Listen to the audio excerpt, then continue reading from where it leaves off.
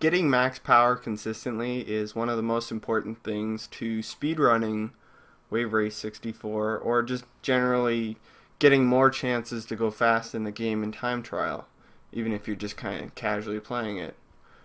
I'd like to show you how to get it the most consistently based on what I've learned in my year or so playing. To start off with, I'm going to show you on this emulator here.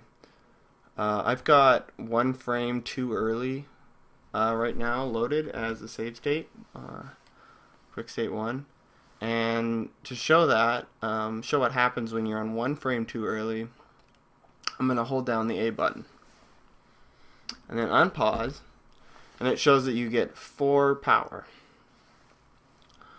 So I'm going to repause, I'm going to reload my save state, and instead I'm going to advance one frame more to get onto the right frame for max power.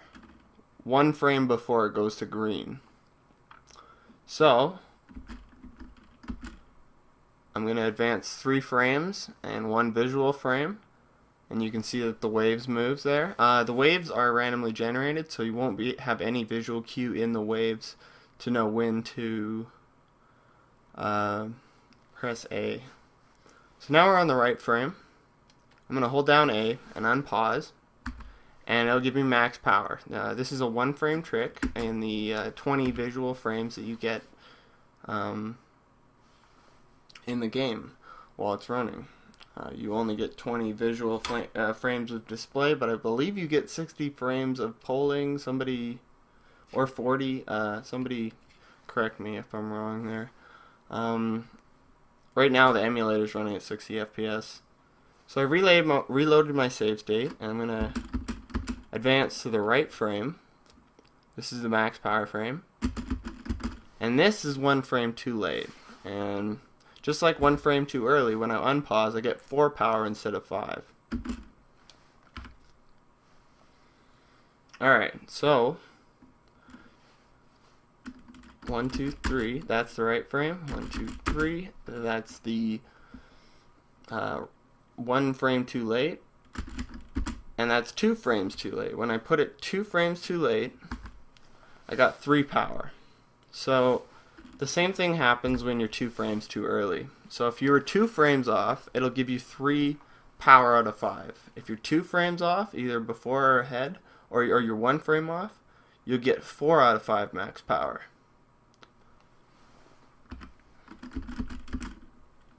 So this is the right frame, and then the very next frame it's green. So it's the last frame before the light turns green. And that's all I'm going to show you on emulator. I'm going to hop over to console and show you the different cues I use so that I can get it as quickly as possible and tell you which one should be used when. Alright, so to start this off with, I'm going to show just a couple times me getting it, not getting it. Probably getting it. 3, 2, 1. Right now I'm using a visual cue. This is the first cue I want to teach. 3, 2, 1. It's very consistent. I'm not getting any audio. 2, 1. So I'm not reliant on audio in situations 3, 2, 1. that I need to drown out audio. Like, say if you're in a speedrunning marathon and there's lots of other people, or say you're just at a party and you're playing and there's friends talking beside you and you just can't hear the game for whatever reason, like consistently. The visual cue is the one that I primarily rely upon for speedrunning, and I like to combine it with the second and third cues as well, but mostly just the visual cue. So how I do that, I'm just going to get my mouse cursor going here. I end up looking at about this portion, like I just look at this right, I guess light, you'd call it in the countdown.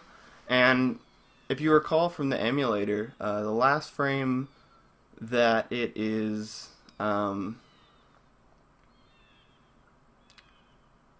blank, is the frame before it gets to green, and the green lights go on. There's only one frame there. So I end up looking there, and I hope I can explain this because it's kind of brutal. I end up looking there, and then right as it turns to green, I press A. The important part about that is I hold my thumb just past the activation of the button at a certain point, and now I have a muscle memory, an A press from a certain height, and because that's consistent timing, basically I work it into muscle memory that once I see it change in combination with the second cue, I can get it consistently. Although I'm not getting it consistently right now. 3, 2, 1. So that one doesn't really work on its own. The second cue is something that you kind of it's not really a cue, it's just a sense of when the time is going. So when it starts, when the countdown starts, there's a certain time from when the first one lights up to the end one, and this one can be combined with audio as well. It's just your general sense of when it's going to happen, and I kind of count down in the middle, inside my head until I get here. So when I start, I go 3, 2, 1, go, and 3, 2, 1. adjust that a little bit, and then you kind of see where it's going. And if you combine it with the visual cue, 3, 2, 1. that's where I have my most results. The third visual cue is the one that the world record holder and everyone I know of in this game, they use audio. They use an audio cue. The announcer goes 3, 2, 1, go. So I'm going to turn on some volume for myself so I can hear it and actually use the audio cue exclusively. I'm actually going to close my eyes, and you're just going to have to believe me that my eyes are closed, but I'm just going to close my eyes to try and get it just on the sound. 3, 2, 1. So I got it either one frame early or one frame late. Let's try it again. 3, 2, 1. 3, 2, 1. So what I reacted to in the sound, I actually have my headphones going right into my TV, so I got it with very little delay.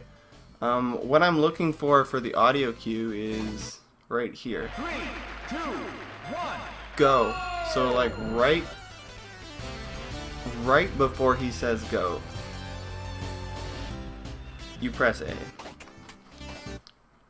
3, 2, 1. Right here. If I press A, it'll restart, and then I hold it so I'll get max power if I have it correct. Or I'll be one frame earlier or late. Oh. Guess I can't do it like that. Alright. 3. 3, 2, 1.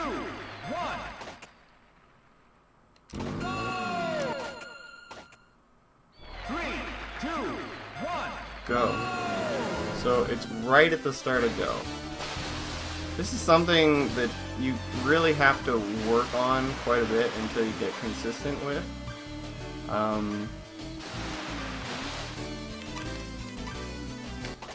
The other thing I'm going to show you is what I actually do to get to B 2, 1. after getting max power. You can tap B like this. You can tap B like this, although it's a little bit less ergonomic. I do it this way most of the time, just because I don't feel it that uncomfortable. If you're going to do it that way, make sure that the angle on your thumb is not super sharp like that. Make sure it's down a bit. Or you can do it with kind of the middle of your thumb, which is somewhat like ShibiPod does it, and that kind of just goes flat against the surface of the controller over and over again. 3, 2, 1. Or you can do it with actually your joint.